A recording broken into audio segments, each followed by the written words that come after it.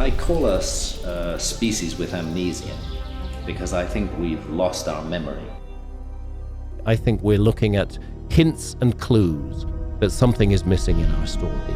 Hidden within the rocky embrace of an ancient mountain, scientists have discovered a lost civilization inside a hollow mountain that defies all logic. This mysterious society, untouched by the outside world for centuries, presents a baffling mystery that challenges everything we know about history and nature. And until we recover our memory of that lost episode of human civilization. How did this ancient culture survive in isolation and achieve such an architectural feat? What secrets do they hold? Join us as we journey into the heart of this geological marvel, where the past meets the impossible, and every discovery rewrites the rules of our reality. Lycian civilization. Lycia, a historical area in Anatolia, was located by the Mediterranean Sea in present-day Antalya, Muğla, and Burdur provinces of Turkey. Its history began around the 15th and 14th centuries BC, known then as Lucca. The region's history is well recorded from the Late Bronze Age through records from ancient Egypt and the Hittite Empire. Initially populated by Luwian-speaking people, Lycia saw significant changes after becoming part of the Achaemenid Empire around 546 BC. During this time, Persian influence grew, leading to the displacement of many Luwian speakers by Persian settlers. Lycia prospered economically, shown by its impressive architecture from at least the 5th century BC until the Roman era. It took part in the Persian Wars, initially supporting the Persians, but later becoming occasionally independent after the Greeks defeated the Achaemenid Empire. Throughout its history, Lycia experienced many political changes. It briefly joined the Athenian Empire, but later broke away, went through periods under Persian rule, faced rebellions, and was eventually conquered by Mausolus of Caria. After Alexander the Great defeated the Persians, Lycia came under Macedonian influence, leading to a rapid adoption of Greek culture in the region.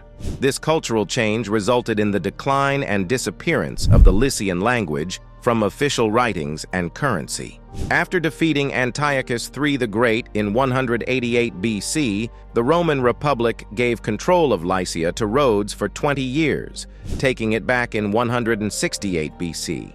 During the last years of the Roman Republic, Lycia gained self-rule as a Roman-protected state. The Romans officially acknowledged local governance under the Lycian League in 168 BC. This native administration was an early union based on democratic ideals, which later interested the creators of the United States Constitution. Despite having self-rule, Lycia was not fully independent after being conquered by the Carians. In 43 AD, Emperor Claudius ended the league, making Lycia part of the Roman Empire as a province. It later became part of the Eastern or Byzantine Empire, keeping Greek as its language even after Turkish-speaking communities arrived in the early 2nd millennium. Following the Byzantine Empire's collapse in the 15th century, Lycia joined the Ottoman Empire and eventually became part of the Turkish Republic after the empire dissolved. Geographically, Lycia's borders changed over time, but its center was the Teke Peninsula in southwest Turkey, jutting into the Mediterranean Sea. It was bordered by the Gulf of Fethiye to the west and the Gulf of Antalya to the east. Lycia covered what is now the far west of Antalya province, the far east of Muğla province, and the southernmost part of Burdur province. In ancient times, it was near Caria, Pisidia, and Pamphylia, each with its ancient Anatolian language. The Teke Peninsula's name comes from its former name, Teke Province, named after the Turkish tribe that settled there. 4 mountain ranges run roughly northeast to southwest, marking the western edge of the Taurus Mountains. The westernmost range, Bonkuk Dağları, or the Bonkuk Mountains, stretches from Altinyayla in Burdur to Oran north of Fethiye, with heights reaching about 2,340 meters. To the west of this range, the deep gorges of the Dalaman River, formerly known as the Indus, historically separated Caria from Lycia. The river, 229 kilometers long, flows into the Mediterranean west of modern-day Dalaman and is dammed in several places upstream, starting near Sarıkavak in Denizli province.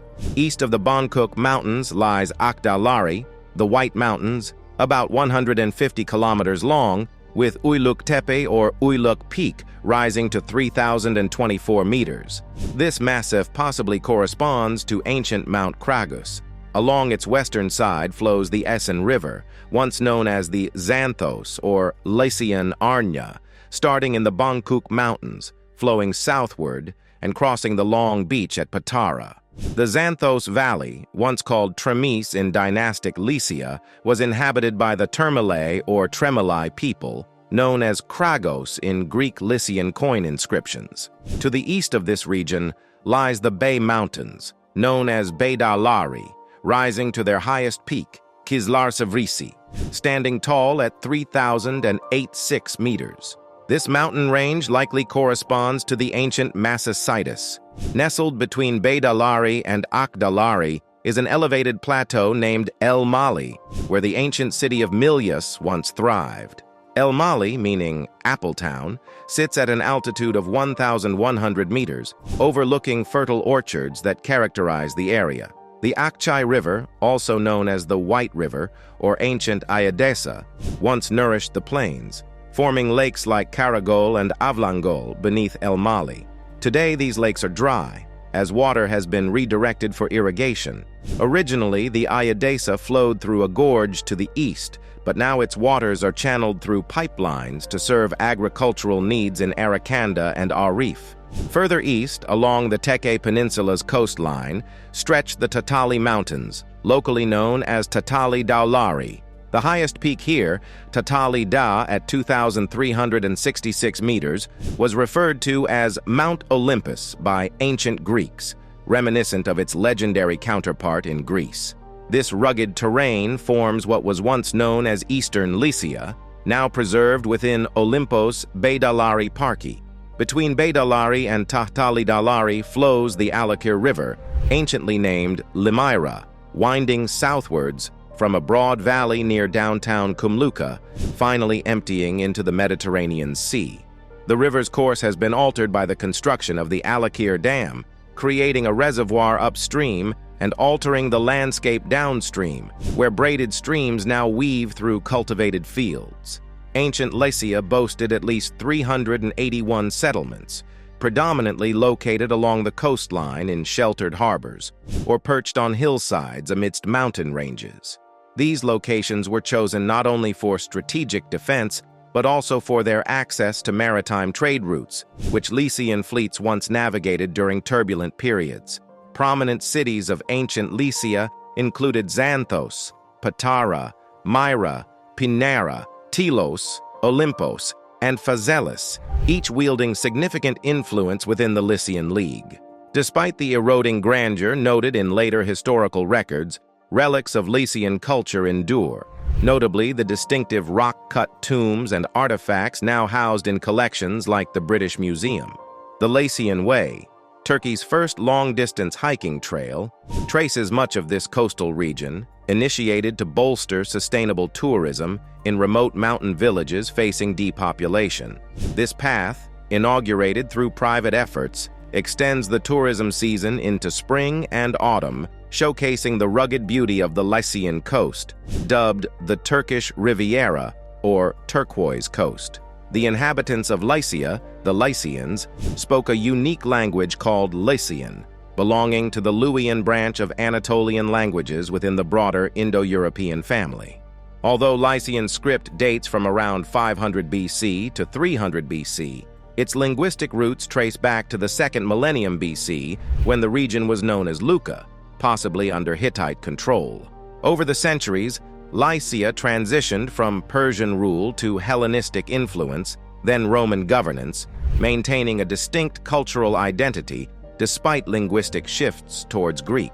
Byzantine and later Ottoman rule brought further transformations, culminating in demographic changes and cultural exchanges that shaped the region's history up to modern times. Arriving on the southern coast of Anatolia in 546 BC, Harpagus' army met little opposition from the Carians and nearby Greek communities, who surrendered peacefully. In the Xanthos Valley, however, a group of Xanthian Greeks bravely fought them despite being greatly outnumbered. Forced back into their fortress, they gathered their belongings, loved ones, and slaves into a central building and set it on fire. They swore to fight to the end and died defending against the Persians, a brave act reminiscent of later Spartan courage at Thermopylae. Archaeological findings suggest a significant fire occurred on Xanthos' citadel around the mid-6th century BC.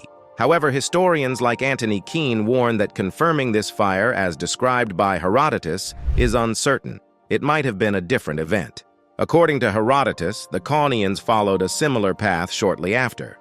Despite attempts by Lycian states to unite against the invaders, records suggest there was no central government, leaving each region to face its fate.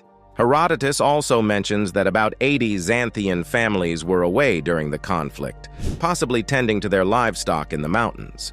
They returned to help repopulate Xanthos, though Herodotus notes that most of the population by his time descended from non-Xanthian origins. This indicates Xanthos was resettled mainly by other Lycians rather than foreign conquerors. Charles Fellows, known for discovering the Xanthian obelisk and bringing the Xanthian marbles to the British Museum, proposed the Harpagus theory. He interpreted an inscription mentioning a figure named Arpaku or Harpagos as evidence that Harpagos, who conquered Lycia in 546 BC, established a hereditary province there. This theory, widely accepted for many years, has since been largely disproven due to Achaemenid Persian policies that did not support permanent provinces or hereditary succession. Further inscriptions, such as those found at the Latun Trilingual, elaborated on the names recorded on the Xanthian obelisk. Numismatic studies started by Fellows also contributed to our understanding. Although modern scholarship has rejected much of the Harpagus theory, the Persian approach to Lycia involved minimal direct rule, preferring to place Persian noble families in influential positions to maintain control indirectly. Under Persian rule, Lycia thrived as a province, retaining its monarchs known as dynasts. These local rulers, mentioned in coin inscriptions, held power granted by Persia but governed independently within their regions. Persia's hands-off approach to Lycia is supported by administrative documents from Persepolis mentioning Lycian prisoners resettled within the empire. The Lycian League, a federation of independent city-states, emerged as a distinctive democratic union in ancient times. Despite geographical challenges and foreign attacks, the League maintained its independence and democratic system, negotiating with major powers like Rome and Rhodes for its autonomy and protection. Lycia's history continued through alliances and conflicts with regional powers such as Athens and Sparta, as well as its integration into the Hellenistic world under Alexander the Great and subsequent rulers. In 81 BC, Lucius Licinius Murena, a Roman leader in the Second Mithridatic War in Anatolia, ousted Moagetes, a harsh ruler of 4 towns in the Sybirates region. This area included Greater Sybira, not far from the modern side. It was part of Lycian territory, now Turkey's lake region. According to Strabo, Sybira was important in a group ruled by a kind ruler, with other towns like Balbura and Bubon also under Lycian influence after Murena acted. Lycia gained self-rule under Roman protection from 168 BC until becoming a Roman province in 43 AD under Claudius. During Rome's activities in the eastern Mediterranean, Lycians supported Rome. An ancient writing found in Tiberissos shows the earliest known pact between Lycian cities and Rome, maybe from the 1st or 2nd century BC, before or during the Roman Seleucid War or the Mithridatic Wars. This treaty ensured lasting peace and loyalty between Romans and Lycian cities by land and sea. In 46 BC, Julius Caesar strengthened ties with the Lycian League through a treaty emphasizing friendship, alliance, and lasting peace. This agreement, written on a statute base found in Thespiae, set out terms like both sides staying neutral in conflicts, mutual defense against attacks, and fair trials between Romans and Lycians. Claudius added Lycia to the Roman Empire in 43 AD after internal unrest and uprisings among the Lycians, as described by Cassius Dio and Suetonius. Despite joining, the Lycian League kept some self-rule under Roman rule, keeping local laws and customs. This aimed to restore peace in the area and keep good relations with the Lycians. In 74 AD, Emperor Vespasian combined Lycia and Pamphylia into one province, Lycia et Pamphylia, under Roman management. During the Byzantine period, these regions were under the command of the Carabisianoi, a naval force critical to Byzantine naval actions until the early 8th century. Later, Lycia became part of the Ottoman Empire and eventually modern Turkey. The area had a mix of Turks and Greeks until a population swap between Greece and Turkey in the 1920s after the Greco-Turkish War. The Greek community of Lycia moved to Greece, leaving behind deserted villages like Kaya, reminders of their presence. Throughout its history, Lycia has been linked with Greek myths, especially through figures like Salamis, an ancient hero, and Sarpedon, a warrior leader in Homer's Iliad. Lycia's heritage continues as a major spot for local and foreign visitors in modern Turkey. The Kailasa Temple. The Kailasa Temple is located in the Elora caves near Chhatrapati Sambhajigarh district, Maharashtra, India. Carved carefully from a single cliff face, this majestic megalithic structure is not only the largest rock-cut temple, but also a remarkable blend of Hindu and Buddhist influences, reflecting the transitions in religious patronage over the centuries. Cave 16, known as the Kailasa Temple, stands out in India due to its massive size, impressive architecture, and the fact that it was entirely carved from a single rock. The temple is inspired by Mount Kailash and is dedicated to Shiva. The Kailasa Temple follows the design of traditional Hindu temples. It includes a large entrance, a spacious assembly hall, and a multi-story main temple surrounded by smaller shrines arranged in a square pattern. The entire complex is designed for walking around, and at its center is the inner sanctum housing the symbol of Shiva. The temple's peak resembles Mount Kailash, and all structures are meticulously carved from a single rock.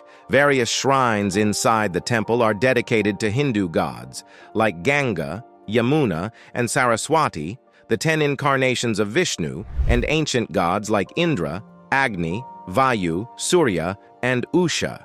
Additionally, there are sculptures of other deities like Ganesha, Ardhanarishvara, a blend of Shiva and Parvati, Harihara, a fusion of Shiva and Vishnu, Annapurna, Durga, and more. The lower levels of the temple feature detailed carvings depicting stories from Shaiva, Vaishnava, and Shakti traditions. Notably, intricate carvings illustrate 12 episodes from the childhood of Krishna, which are significant in Vaishnavism. The Kailasa Temple complex is an impressive engineering feat, standing as a self-supporting structure with multiple levels, covering an area twice the size of the Parthenon in Athens. It took about 3 million cubic feet of rock, weighing roughly 200,000 tons, to carve out this remarkable temple. The temple was constructed by King Krishna I of the Rashtrakuta dynasty, who ruled from 750-60 to 773 CE. It also shows influences from Pallava architecture. The temple courtyard measures 82 meters by 46 meters at the base and rises to a height of 30 meters. The entrance features a small tower called Gopuram. Inside, the main shrine that holds the lingam has a hall with a flat roof supported by 16 pillars and a tall spire in the Dravidian style above it. At the entrance, there is a platform where a statue of Nandi, Shiva's sacred bull, is placed. The walls inside the main temple are adorned with detailed carvings depicting scenes from the Mahabharata on the north side and the Ramayana on the south side. The Kailasa Temple is an outstanding example of ancient Indian temple construction, particularly from the first millennium. It is considered a marvel of rock-cut monuments and has been praised as a wonder of the world by Carmel Berkson. Moving the Dashavatara Temple, also known as Cave 15, It's a significant excavation completed sometime after Cave 14. Ravan Kikai, Hindu. Cave 15 has a similar layout to Buddhist caves 11 and 12, suggesting it was initially planned as a Buddhist cave. However, its entrance features a Nritya Mandapa, an Indian classical dance pavilion indicating a shift away from Buddhist intentions. According to James Harle, Hindu images have been found in Buddhist Cave 11, and several Hindu deities appear in Buddhist caves in the area. This blending of Buddhist and Hindu designs could be due to shared architects and workers, or possibly a Buddhist cave repurposed as a Hindu monument. Gary Malandra argues that all the Buddhist caves at Elora were established in a place already revered as a Brahmanical tirtha, a Hindu pilgrimage site, rather than the other way around. Additionally, the absence of donative inscriptions for the Buddhist Elora caves, except those by Hindu dynasties that built them, leaves the original purpose of these cave temples open to speculation. Within Cave 15 of the Hindu temple complex, there is a large open area. At its center stands a big hall called a mandapa, made from a single piece of stone. Around it is a two-story temple carved directly into the rock. On the upper floor of this temple are large sculpted panels placed between the columns of its walls. These panels show various scenes, including the 10 forms of Vishnu. An inscription credited to Danti Durga is carved on the back wall of the front mandapa, which is important for determining the age of the temple. According to Kumaraswamy, one of the most remarkable carvings in this cave depicts the death of Hiranyakashipu. In this scene, Vishnu transforms into a man-lion, Narasimha, and dramatically emerges from a pillar to strike down Hiranyakashipu. This masterpiece was created by the Rashtrakut dynasty. Additionally, Cave 15 has many other carvings, such as depictions of Gangadhara, the wedding of Shiva and Parvati, Tripurantika from the Shakti tradition, Markandeya, Garuda, various aspects of life, Nandi in the Mandapa, Dancing Shiva, Andakasura, Govardhana Dari, and Gajendra Varada, among others. These panels are arranged in pairs which, according to Carmel Berkson, interact to show both cooperative and conflicting energies, symbolizing a dynamic exchange of power. Other notable Hindu caves nearby include Ravan Ki Kai, Cave 14, and Nilkantha, Cave 22, each famous for their extensive collections of sculptures. Cave 25 is distinguished by its impressive ceiling carving depicting Surya, the sun god. These caves are located southward and were built sometime between 630 CE and 730 CE. Initially, it was thought that the Buddhist caves, constructed from the 5th to 8th centuries, were the oldest buildings. They were divided into two periods, Caves 1 to 5 from 400 to 600 CE, and Caves 6 to 12 from 650 to 750 CE. However, recent research suggests that Hindu caves might have been built before the Buddhist ones. The first Buddhist cave is Cave 6, followed by Caves 5, 2, 3, 5, right side, 4, 7, 8, 10, and 9. Caves 11 and 12, also named Du Thal and Tin Thal respectively, are the last ones constructed. Of the 12 Buddhist caves, 11 are viharas, which are monasteries with prayer halls. These large, multi-storied structures are carved into the mountain rock and include living spaces, sleeping quarters, kitchens, and various other rooms. Inside these monastery caves are shrines decorated with sculptures of Gautama Buddha, bodhisattvas, and saints. Some of these caves even feature sculptural methods that imitate the look of wood in stone. Caves 5, 10, 11, and 12 are significant Buddhist caves known for their architectural brilliance. Among them, Cave 5 stands out at Elora for its unique design. It features a large hall with 2 long benches in the center and a Buddha statue at the back. This layout, found only in Cave 5 at Elora and Cave 11 at Kanheri Caves, is rare in India. Caves 1 to 9 are primarily monasteries, whereas Cave 10, known as the Visvakarma Cave, serves as a major prayer hall for Buddhists. Caves 11 and 12, however, are three-story monasteries dedicated to Mahayana Buddhism. Inside these caves, intricate carvings of idols, mandalas on the walls, and depictions of goddesses and bodhisattvas abound. These artworks strongly suggest the presence and influence of Vajrayana and Tantra Buddhism in South Asia by the 8th century CE. Derinkuyu. In the historical region of Cappadocia in Turkey, an amazing discovery was made. Derinkuyu, the largest underground city. This huge underground network, carved from soft volcanic rock and hidden away for centuries, was not only an impressive achievement of ancient engineering, but also served as an important fortress during times of danger. The area is known for its soft volcanic rock formations called tuff, which are easy to carve. This made it possible for ancient people to create many underground homes, with Derinkuyu being the largest and most complex. In 1963, a local man accidentally found this hidden city while fixing up his home. As he knocked down a wall, he came across a passage leading to this enormous ancient network. Using a sledgehammer, he broke through the wall, revealing an opening into a cave.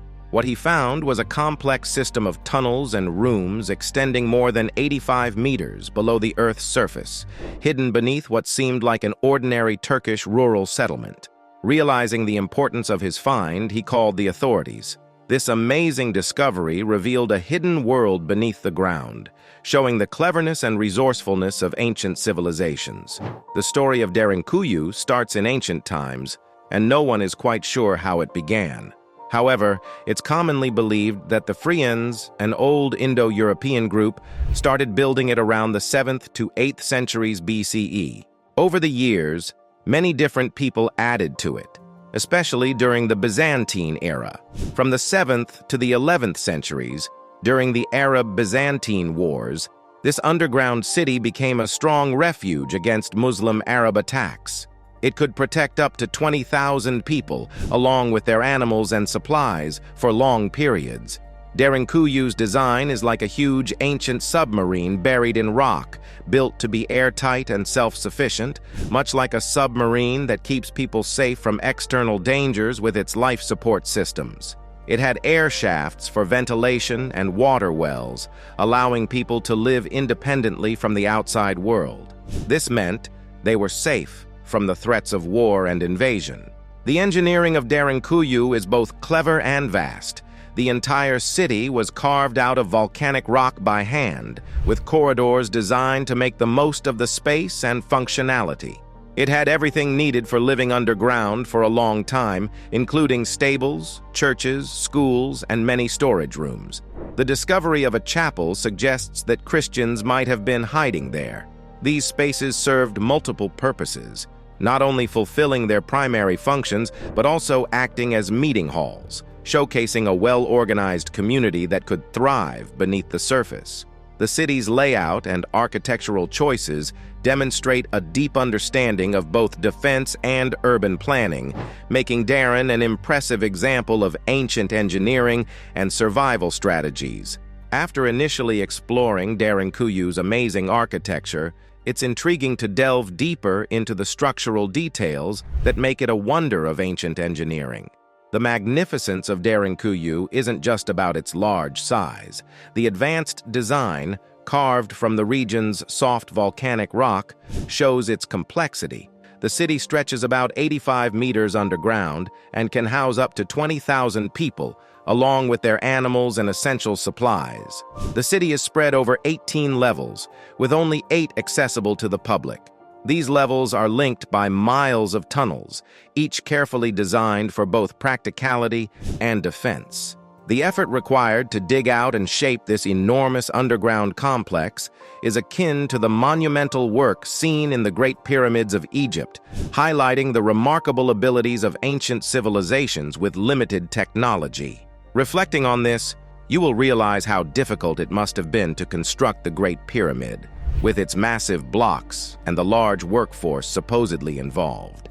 It's amazing to consider how ancient people accomplished such achievements, even though we still don't fully understand how they did it. Derinkuyu stands out for its impressive ventilation system, with over 15,000 narrow passages ensuring fresh air reaches every part of the city. This advanced engineering is similar to the air management techniques used in modern skyscrapers. Security was a key part of the city's design, with narrow entrances that required people to bend as they moved through the tunnels. This strategic choice made it hard for attackers to enter easily.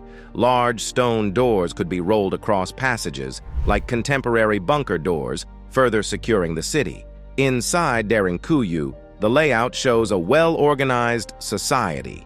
It included living areas, shared spaces, animal shelters, and ample storage for food and drink, indicating a complex communal life, like modern cooperative living communities. The city's advanced water system included wells and channels that provided fresh water and protected residents from outside threats, similar to ancient Roman aqueducts. Religious and ceremonial sites were central to life in Derinkuyu. Many chapels and churches carved into the rock featured altars and baptismal pools. The largest chapel, designed in a cross shape deep within the city, reflects the secretive religious practices seen in early Christian Roman catacombs. These sites were used for worship and as safe places.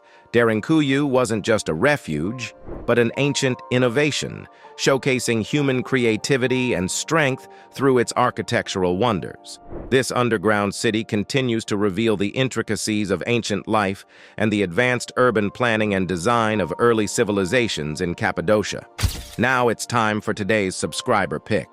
Deep in the remote Andes, scientists discovered a lost civilization inside a hollow mountain that defies all logic. Dr. Elena Ramirez and her team were studying earthquakes when they accidentally discovered a hidden entrance. Inside, they found a busy city lit up by glowing crystals in the walls. The people, descendants of an old culture, had advanced technology much better than what we have now. They warmly welcomed the scientists and shared their history of being alone and improving their technology. The city's design didn't follow normal rules, with buildings that seemed to float and paths woven into the walls. As Dr. Ramirez learned more, she found out surprising truths about where the civilization came from. Legends said a lost group came to the mountain hundreds of years ago to find safety. They lived in peace with nature, using natural power and making better ways to live than we do now. The mountain city, now called Lumina, became a sign of what's possible and made people want to learn more about our planet's secrets. What other mysteries could be hidden deep within the mountain, waiting to be discovered? Share your thoughts with us in the comments section. The Kaymakli Underground City. Located within the Kaymakli Citadel in central Anatolia, Turkey, is a fascinating historical site. It was first opened to visitors in 1964 and is situated approximately 19 kilometers away from Nevşehir, along the Nevşehir-Niğde Road. Originally known as Enegup, this underground complex was likely carved into the soft volcanic rock by the Phrygians, an ancient Indo-European people, around the 7th to 8th centuries BC, according to the Turkish Department of Culture. As the Phrygian language faded during Roman times and Greek took its place, the inhabitants, now followers of Christianity, expanded these underground spaces. They added chapels and inscriptions in Greek, forming what is now known as the Cappadocian Greek culture. This cultural blend reflects a unique chapter in ancient Anatolian history. During the Byzantine era, the city underwent significant expansion and fortification to fend off Muslim Arab attacks during the prolonged Arab-Byzantine Wars, spanning from 780 to 1180. This period saw extensive development of the city's defenses. Interestingly, the city was intricately connected to the Derinkuyu underground city via an extensive network of tunnels. Archaeological findings from these underground settlements reveal artifacts dating back to the Middle Byzantine period, roughly from the 5th to the 10th centuries AD. These underground cities continued to serve as sanctuaries for Christian inhabitants seeking protection from Mongolian invasions led by Timur in the 14th century. Following the region's conquest by the Seljuk Turks from Persia, these cities became crucial refuges, known locally as Katafugia, sheltering people from Turkish Muslim rulers.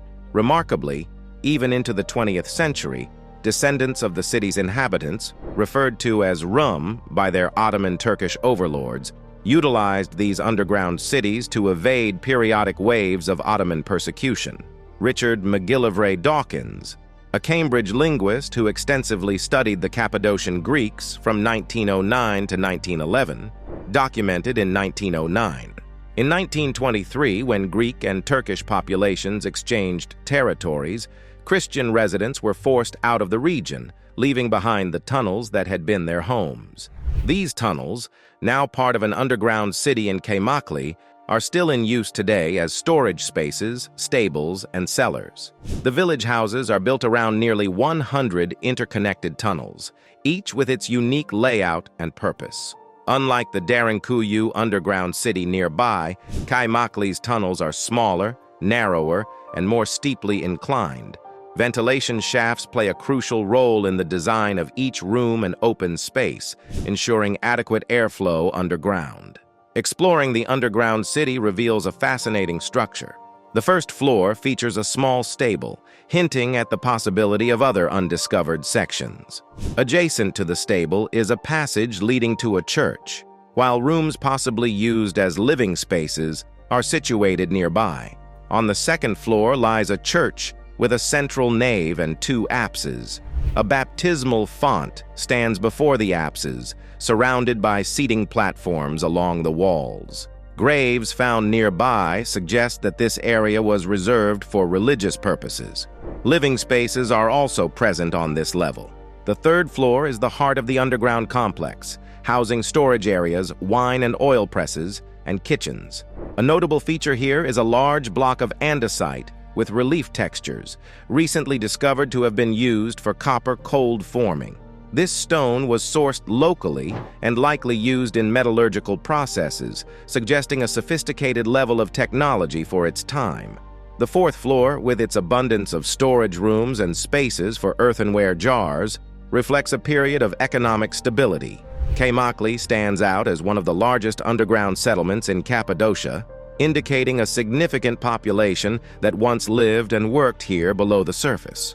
Despite its historical and architectural significance, only a portion of Kaymakli's underground city is currently accessible to the public, leaving much of its mysteries still waiting to be uncovered. Which of these incredible scientists' discoveries did you find the most intriguing? Let us know your answer in the comments section.